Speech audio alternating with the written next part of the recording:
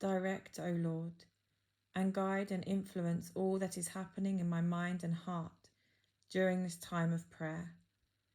All my moods and feelings, my memories and imaginings, my hopes and desires, may all be directed and influenced to your greater glory, praise and service, and to my growth in your Spirit.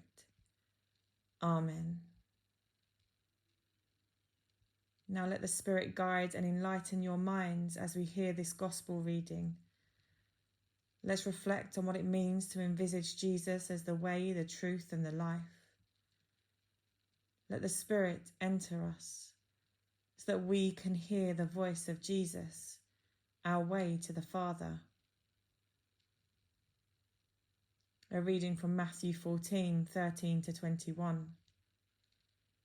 When Jesus received the news of John the Baptist's death, he withdrew by boat to a lonely place where they could be by themselves.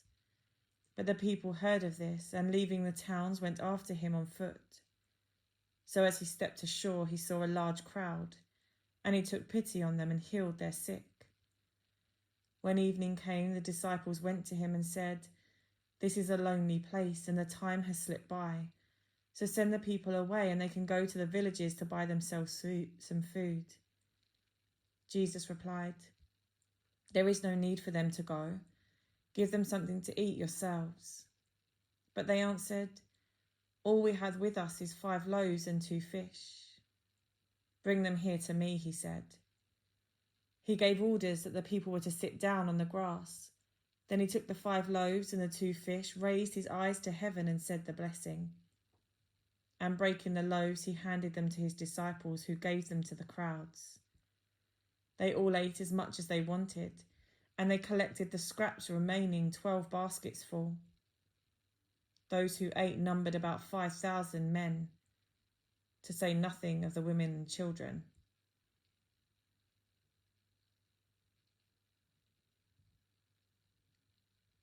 In the previous verses of this chapter, we hear of the arrest and beheading of Jesus' cousin, John the Baptist. Jesus needs time to grieve and seeks some time to be alone.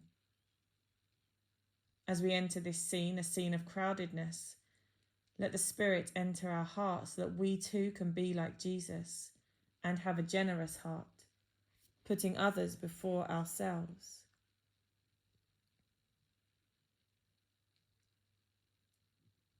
Who are you in the scene?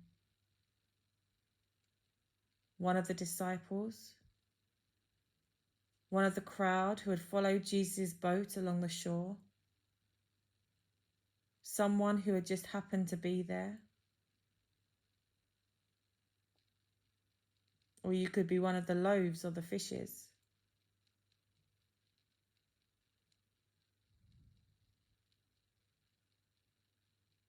What time of day is it? Morning? Afternoon? Evening? What kind of day is it? Hot? Cold? Clammy? If you are one of the disciples, are you with Jesus when he receives the news of the death of John the Baptist? What does he say, if anything, when he hears the news? Does he look sad?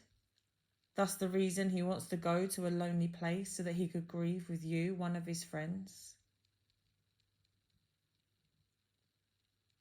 If you are one of the crowd, why do you think Jesus is leaving in a boat? Do you realize that John the Baptist, Jesus' cousin, has just been beheaded? If you had known this, you would have followed him in the boat. Would you?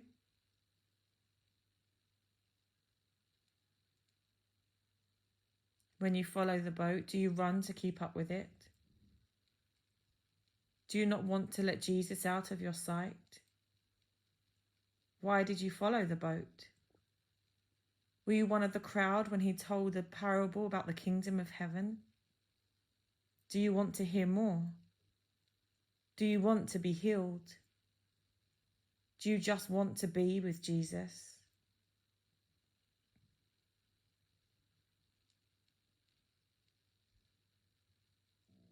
What was Jesus' mood like when he started teaching you and healing the sick? Do you notice his compassion, putting others' needs before his own needs? Do you feel sorry for him attending to such a huge crowd, all wanting some sort of healing?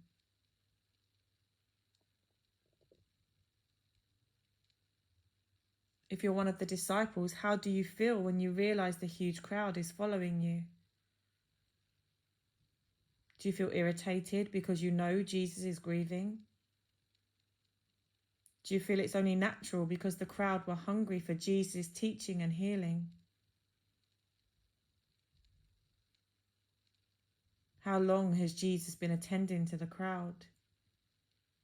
Are you tired and fed up with the crowd, and that's why you remind Jesus of the time?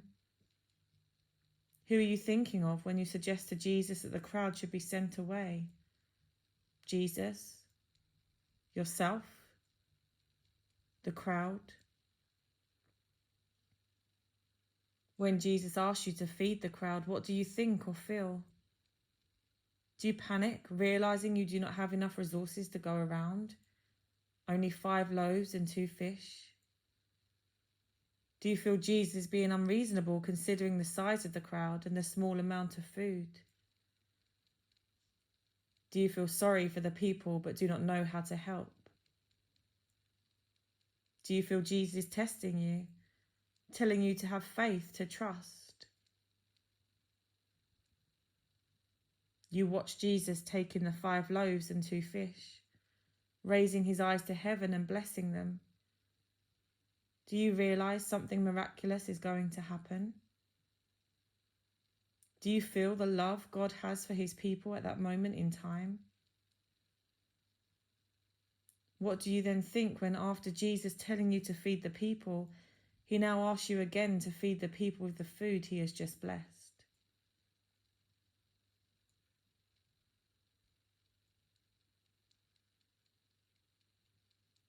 If you are one of the crowd, how do you react to this miracle? What impact does this miracle you are witnessing being a part of make on your life? Has this miracle you have witnessed and meal you have partaken in changed your life? How has it changed your life? Has your hunger been satisfied? Or has this miracle left you hungry for more? Do you see this as a gift from God?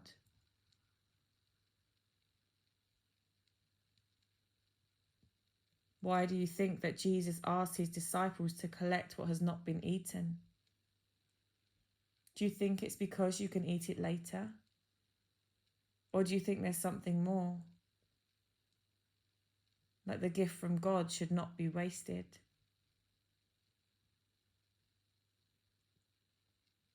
When you go home, do you share this miracle with others? You've just experienced God's love for his people and he has given you a gift. Do you want to share this gift?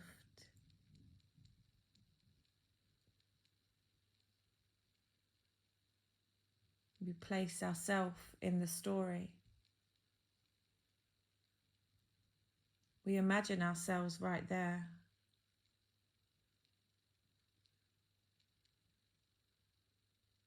As we take this time to reflect, to imagine ourselves standing there with Jesus. Speak to Jesus about what is going on in your mind and heart. Ask him to help you to understand the miracle you have just witnessed and the gift you have just received.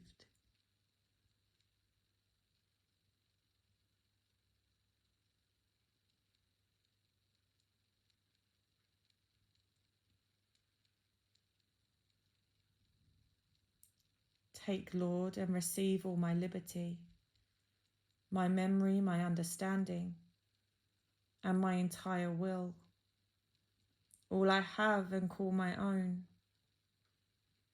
You have given all to me. To you, Lord, I return it. Everything is yours. Do with it what you will. Give me only your love and your grace.